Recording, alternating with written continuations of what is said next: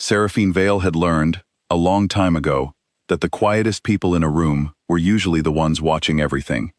She stood in the third row of the grand hall of Draveth Keep, between Lord Aldrin of the Eastern Pack and a woman whose name she had never bothered to learn, and she watched King Calum Draveth walk to the altar like he owned the ground the altar stood on. He did, technically, but that was not the point. The hall was enormous. High stone ceilings, 200 white candles burning in iron chandeliers, the smell of pine resin and old wood, and something ceremonial that Seraphine had never been able to name. Every alpha from every pack had come, every elder, dignitaries from 7 territories, dressed in formal colors, standing shoulder to shoulder in a room that was already too warm from too many bodies and too many candles.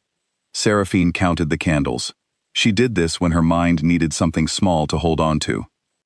1, 2, 3. Calum reached the dais. 7, 8, 9. He raised one hand, and the hall went quiet, the way halls only go quiet for kings. Instantly, completely, like someone had pressed a thumb over a flame. 15, 16. People of Draveth, he said, his voice carried without effort. It always did. Tonight, I announce the woman who will stand beside me as queen, my chosen mate, my future. 22, 23. A woman in a silver dress walked forward from the left side of the hall. Lyria Ashbourne. She was tall and graceful, and she moved like someone who had practiced walking into rooms where everyone looked at her. The crowd made a sound. Not quite cheering, not quite breathing, something in between. 30, 31. Seraphine felt it then, the mate bond between her and Calum, the thing that had lived inside her chest for 3 years like a second heartbeat, cracked. Not broke, cracked, the way old wood sounds just before it gives. She stopped counting at 47. She looked down at her hands. They were perfectly still. She was grateful for that at least. She found a corridor after, one of the long, cold ones in the east wing, where the torches were spaced too far apart and the shadows between them were wide enough to stand inside. She was standing in one of those shadows when she heard his footsteps. She did not turn around. Seraphine. His voice was different here, quieter. Not the king voice, the other one, the one she had spent 3 years learning the difference between. I know you felt it, he said, the bond. Yes, she said. A pause. I am still announcing Lyria. Nothing changes. She turned then. He was closer than she expected, which meant he had crossed the corridor toward her without deciding to. She had noticed he did that, moved toward her without thinking about it, and then seemed almost annoyed at himself for it afterward. She looked at him for a long moment. He was looking just past her left ear. You knew, she said. It was not a question. He did not answer, which was its own kind of answer. I am a king, he said finally, not just a wolf. I have obligations that go beyond what a bond demands. She let the silence sit between them for exactly 3 seconds. Then she said, I know. And she walked back to her room, and she packed one bag, and she left Draveth Keep before the moon was fully overhead. The guards let her pass. Nobody stopped her. It was the quietest exit she had ever made, and she had made several. She did not cry until she was far enough down the road that the keep's torches were only small yellow dots in the dark behind her. Then she cried, and then she stopped, and then she kept walking. 3 weeks passed. In the north, the crops in 2 territories failed without explanation. A cold came in from nowhere. Not natural cold, but the other kind. The kind that feels like a message. 2 allied packs withdrew their envoys from Draveth, without sending word of why. Calum did not sleep well. He had not slept well since the corridor. He dreamed in sounds he did not recognize. Low tones, like something resonating far below the range of hearing, felt in the chest rather than the ears. He woke each morning with the sense that something was being subtracted from him, slowly, the way sand leaves a shore. Lyria noticed he flinched on full moons. She did not ask about it more than once, because the first time she asked, something moved behind his eyes that she did not want to see again. The mate bond did not break. He had assumed it would. He had assumed that rejecting it loudly enough would dissolve it, the way declaring a law could override a custom. He had been wrong. The bond simply sat inside him, unchanged, quietly making its case. He ignored it. He was good at ignoring things. He had been trained for it. The blood moon ceremony fell on the last night of the month. Every 400 years, without interruption, the Alpha King stood before all Pax and renewed his covenant with the moon goddess Selene, a promise of righteous rule, of sacred duty honored, of the bond between a king and his people, and the divine order that held them all together. It was the oldest ceremony in their history, the most serious. Calum stood at the altar, in the great open courtyard of Draveth. 200 wolves around him in formal formation. Lyria stood at his left. The position, the elder had quietly explained to her, reserved for the king's true mate during this particular ceremony. Nobody had corrected this out loud. Calum lifted his hands and began the opening words of the vow. The fire on the altar died.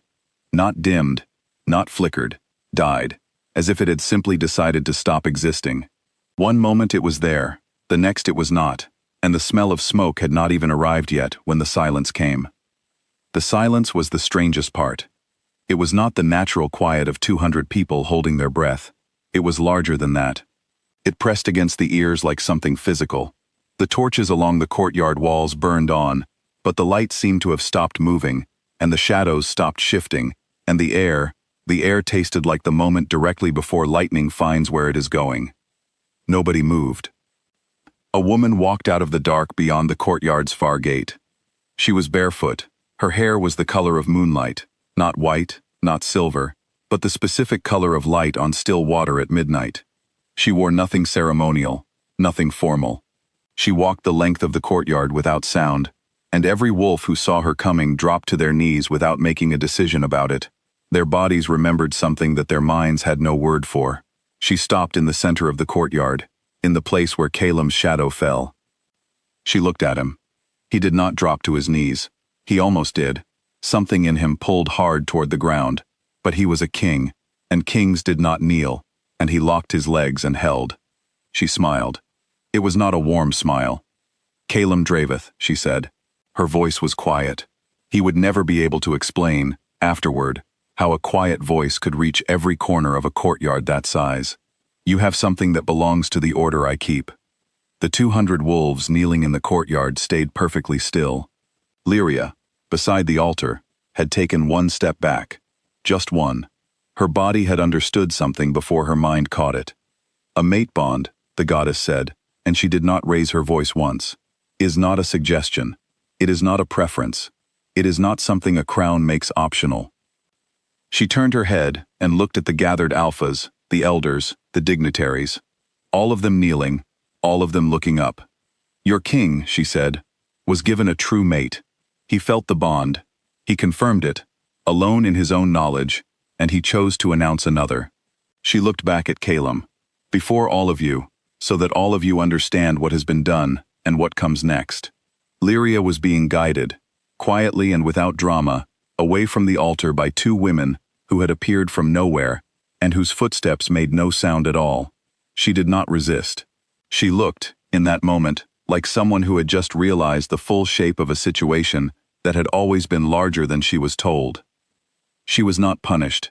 She was simply returned to where she had been before a king decided she was a better answer than fate. Calum said nothing. There was nothing to say. He had spent his entire life finding the right words for impossible situations, and standing in front of the moon goddess with 200 of his people watching, he found that the words had all gone somewhere he could not reach.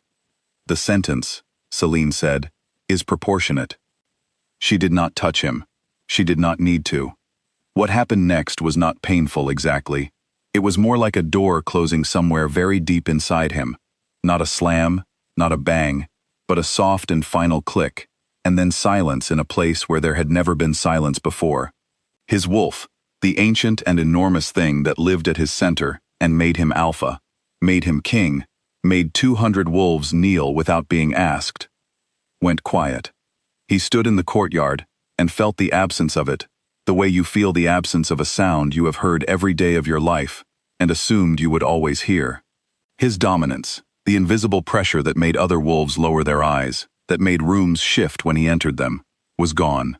He was standing in a crowd of 200 wolves, and not one of them was responding to him. He was just a man. The words came from Celine like something measured in advance. When your true mate acknowledges you worthy of being heard, not worthy of forgiveness, not worthy of love, only worthy of being heard, what you have lost will return. Until then. She looked at him one final moment. He looked back. He wanted to say something, anything, but she had already turned, and she walked back the way she came, and the torches resumed flickering, and the shadows started moving again, and the cold that was not natural cold lifted all at once, and 200 wolves slowly rose from their knees, in the silence of people who have just witnessed something they will not be able to fully describe for the rest of their lives. It took him 11 days to find her. She was in a village called Orith, 3 territories east of Draveth. Small, quiet. The kind of place where strangers were noticed, but not unwelcome. She was working as an assistant in a healer's cottage near the East Road. She had a room with a window that faced the morning sun, and she slept well. She was carrying a basket of dried herbs from the cottage porch to the storage shed when she looked up and saw him standing at the edge of the road. He looked terrible, not in the way that meant wounded, in the way that meant he had not been sleeping, and had not been eating properly, and had spent 11 days with something removed from his center that he had never known how to live without. She looked at him for a moment. She did not look surprised. She looked tired, the specific kind of tired that comes from having known something was coming and choosing to rest before it arrived. He opened his mouth. He said her name, just her name, Seraphine, and then stopped, because she raised one hand, and something in the way she raised it made him understand that nothing he had planned to say was the right beginning. He closed his mouth. She set the basket down on the ground at her feet. She crossed her arms. Not defensively, just the way someone stands when they are deciding how much to spend on something. "You have 11 days of things to say," she said. "I can tell. You practiced in the road." He said nothing. "I am going to tell you 3 things," she said, "and then you are going to go home. And when you have spent real time, not 11 days, more than 11 days, learning the difference between wanting something back and actually reckoning with what you did, you can come back, and I will listen to whatever comes after that." She looked at him steadily. "Do you understand the difference between those 2 things?" He almost said yes automatically. He stopped himself. He thought about it. "Not fully," he said. "Not yet." It was the most honest thing he had said in years. Something shifted in her face. Not softness, not forgiveness, which she had not offered and he had not asked for, but something more like recognition, like she had just confirmed something she had been uncertain about. She told him the 3 things. The story will not share what they were, only what it cost her to say them, the slight steadying breath before the first one, the way she looked at the ground briefly after the second, the way her voice came out lower and quieter on the third, not from weakness but from precision, the way you speak when every word is doing serious work. When she was done, she picked up the basket and looked at him. "Go home, Calum." He stood there for a moment. The mate bond moved between them, faint, present, unchanged by anything that had happened to either of them. He felt it as something that was waiting, patient, with nowhere to be. He turned and walked back down the road the way he had come. She watched him go for exactly 3 seconds. Then she turned back to the storage shed and went on with her work. The sun was moving toward afternoon. There were herbs to sort. The healer would need the storage shelf cleared by evening. There were things that needed doing, and she was someone who did them. She had always been someone who did them.